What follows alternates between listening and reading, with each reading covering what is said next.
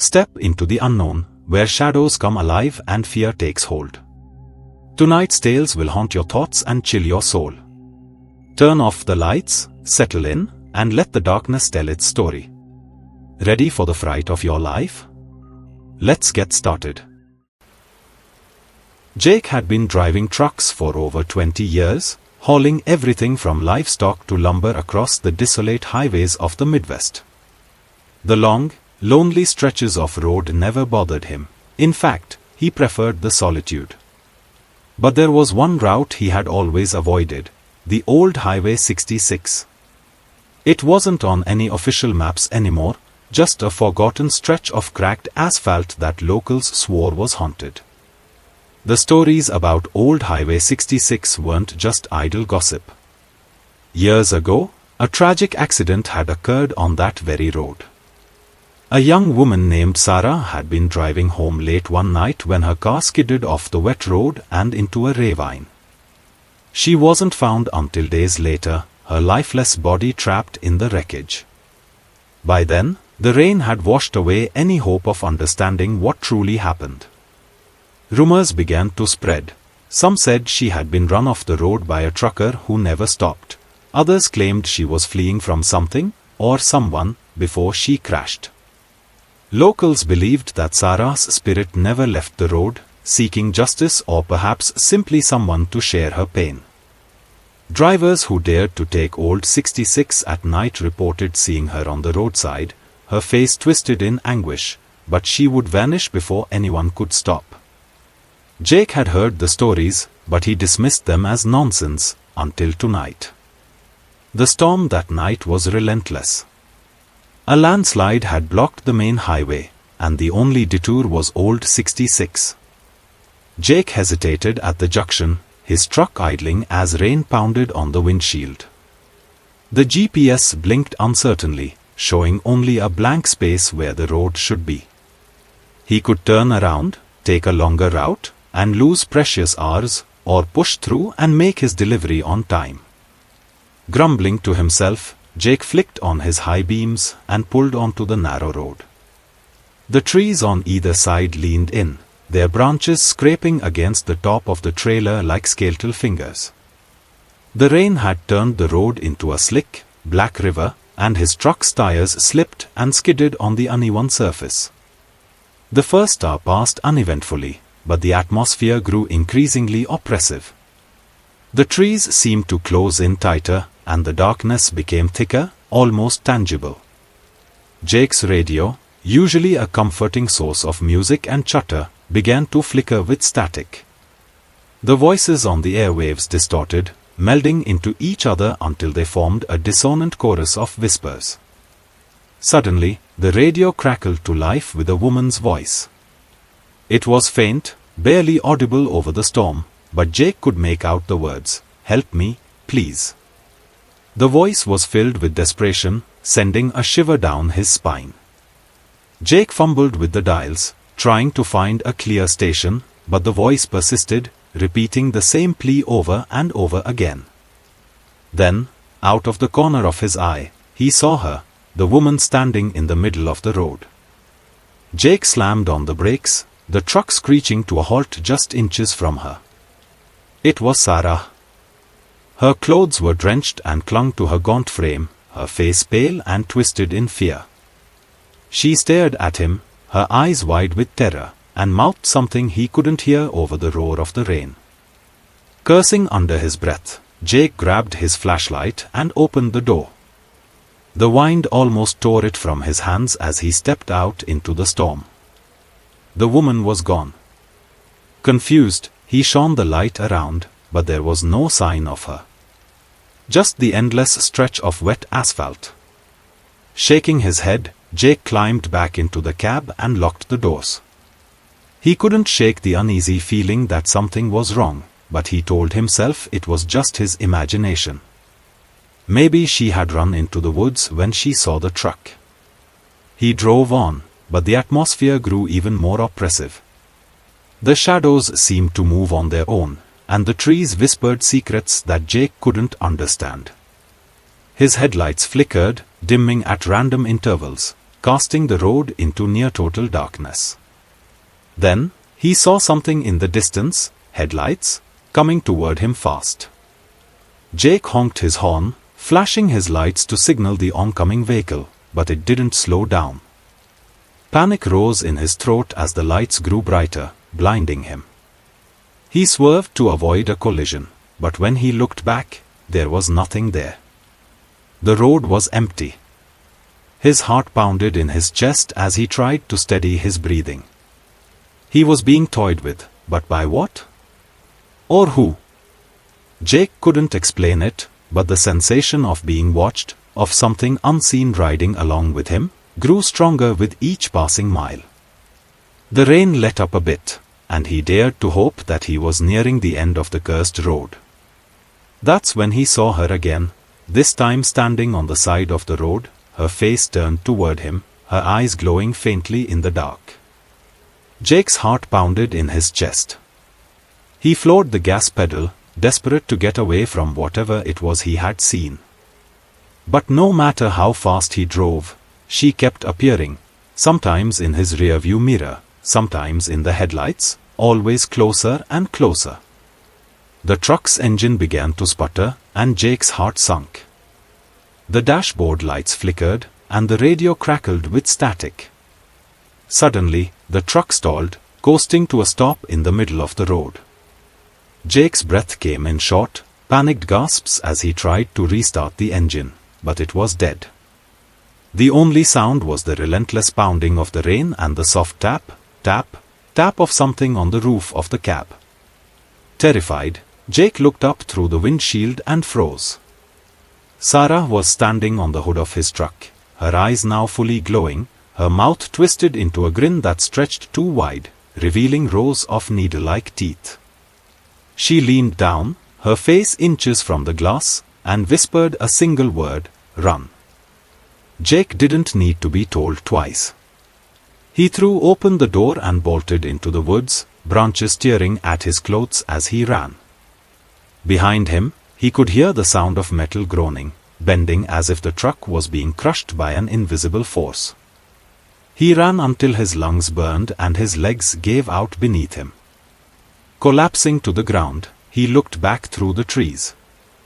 The truck was gone, the road was empty, and the woman was nowhere to be seen.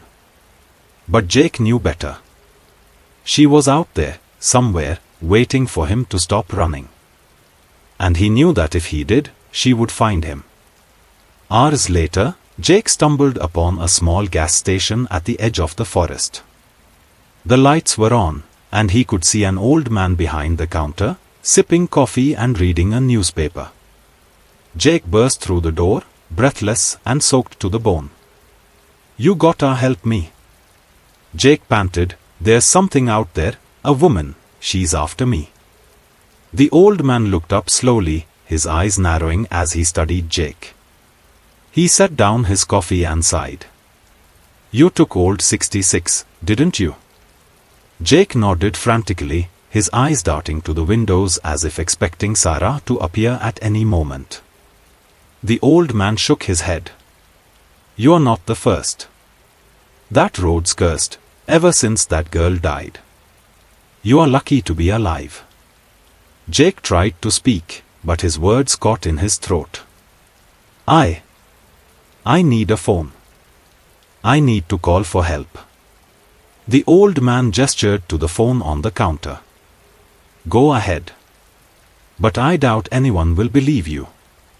Jake grabbed the phone, his hands trembling as he dialed the number for his dispatcher. The line crackled, and then went dead. He tried again, but there was no dial tone, just static. Frustrated, he slammed the phone down and turned to the old man. "What the hell is going on?" The old man didn't answer. Instead, he pointed to a mirror on the wall behind Jake. "Take a look for yourself." Jake turned slowly, dread pooling in his stomach. In the mirror, he saw the gas station, the old man, and himself, but something was wrong. His reflection was pale, gaunt, and wet, just like Sarah had been. And standing behind him, her hand resting on his shoulder, was Sarah herself, her face twisted into that same terrifying grin. Jake's blood ran cold as he realized the truth. He hadn't escaped at all. He was still on Old 66, trapped in the same limbo as Sarah, doomed to haunt the road just as she did. As the old man's face dissolved into a grin, revealing rows of needle-like teeth, Jake's scream echoed through the empty station, fading into the static of the radio that played softly in the background.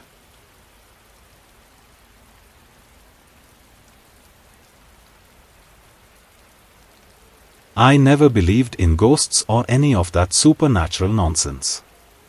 But what happened to me on Highway 37 changed my mind, and I'm not sure if I'll ever be able to look at the road the same way again. It all started on a chilly autumn night.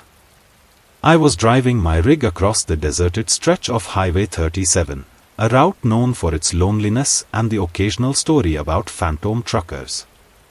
I had been on the road for hours, the monotony broken only by the hum of the engine and the occasional flicker of the headlights cutting through the fog.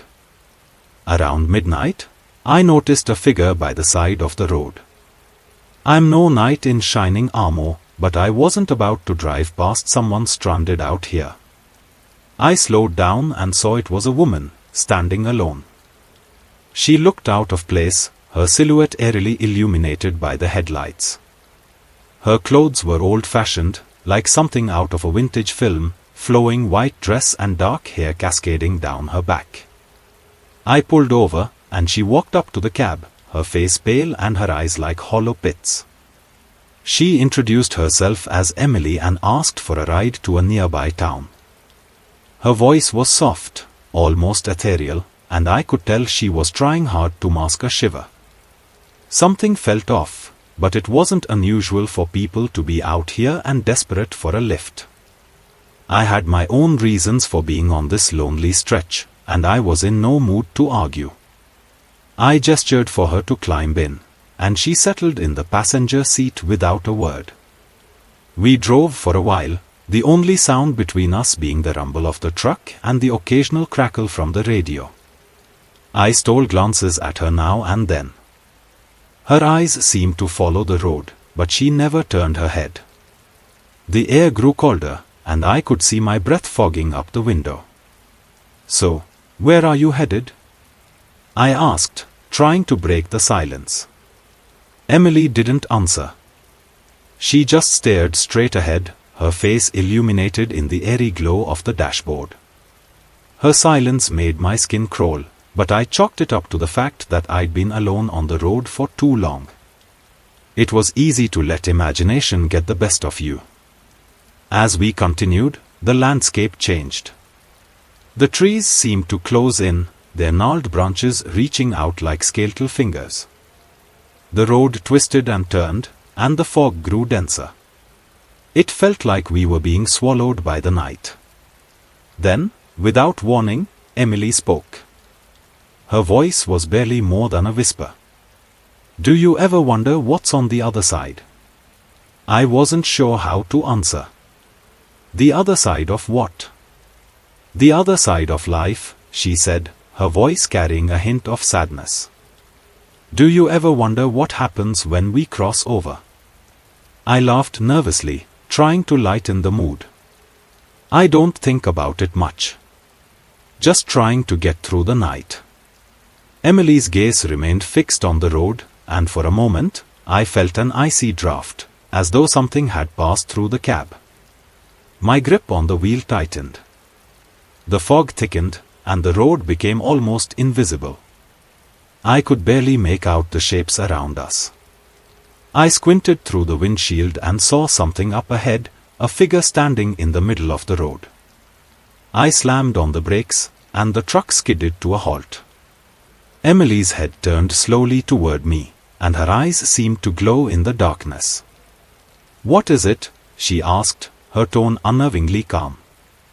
I couldn't believe what I was seeing. The figure in the road was another woman, but she was translucent, her form flickering like a dying flame. Her face was twisted in a silent scream. Before I could react, Emily opened the door and stepped out into the fog. I tried to call after her, but the words caught in my throat. The figure in the road seemed to move toward Emily, and the two of them merged into one, vanishing into the mist. I was paralyzed, staring at the empty road where they had disappeared. My mind raced, trying to make sense of what I had just seen. I reached for the radio to call for help, but it crackled and died.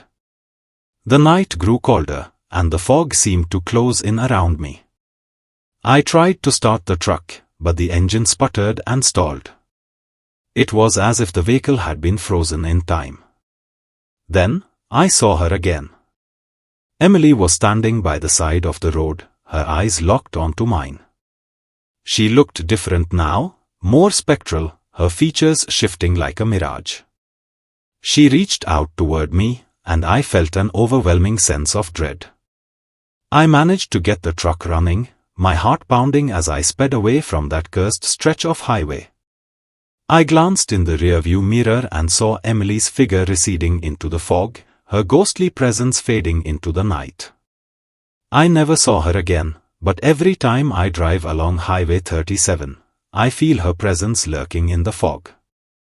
The road is still deserted, and the stories about phantom truckers have become more than just tales to me. I'm convinced that Emily is still out there, waiting for her next ride, and I can't shake the feeling that she's always watching, waiting for the next soul to wander into her grasp.